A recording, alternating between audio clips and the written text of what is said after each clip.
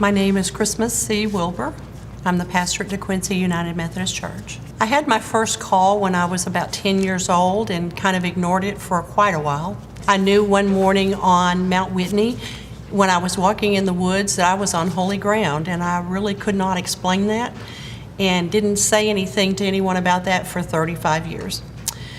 That call continued to come in different places throughout my life. I had several pastors who mentored, led, and guided me and continued to tell me, "You're being called, why aren't you answering?" One year I finally went with Danny Barrett and got the candidacy book and began to go through that with a mentor. I then had open heart surgery and thought, my prospects of being a clergy in the Methodist Church is probably not going to happen.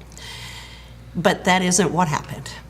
And I received my first appointment at Red Bayou and Daniel's Chapel in New Boston, Texas, on January the 1st of 2004. We transferred from the Texas Annual Conference to the Louisiana Conference in 2008. I have been blessed with the leadership, guidance, and support of two bishops, William Hutchinson and Cynthia Harvey. They have led and directed us, supported us with the birth of our grandchildren, and supported us with the sorrow of deaths of family and friends.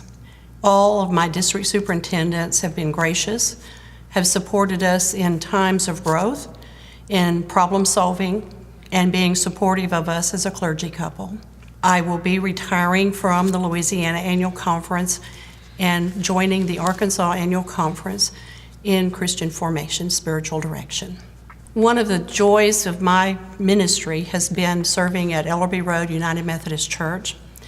And when I first moved there, they said, "We have a spaghetti supper on the first Thursday of every month." Initially, they started it as a community project for the people in that community and weren't going to charge anything. Well, when you invite people to come for a meal and you're not charging them anything, they think you're going to preach to them. So they eventually started charging a minimal fee of $3. Trick to all of that was the men cooked the sauce one month and the women cooked the sauce the next month. And it was a contest of whose sauce was the best. So every month as people came through, they would say, "How was the sauce tonight?" And that piece of fellowship, that coming together as a group to provide a meal for the community, was a joy both for that congregation and for the community. As they made a profit, they didn't know what to do with that money because it was supposed to be a mission. By the time I left Ellerby Road, they had donated $8,000 to the families at Barksdale who were in need of something while their loved ones were away at Desert Storm. I am grateful for the pastors who mentored me, for the bishops who have led me, for Francie Hooten and Carol Cotton Wynn. I am grateful for those clergy persons who I have been in fellowship and worked with.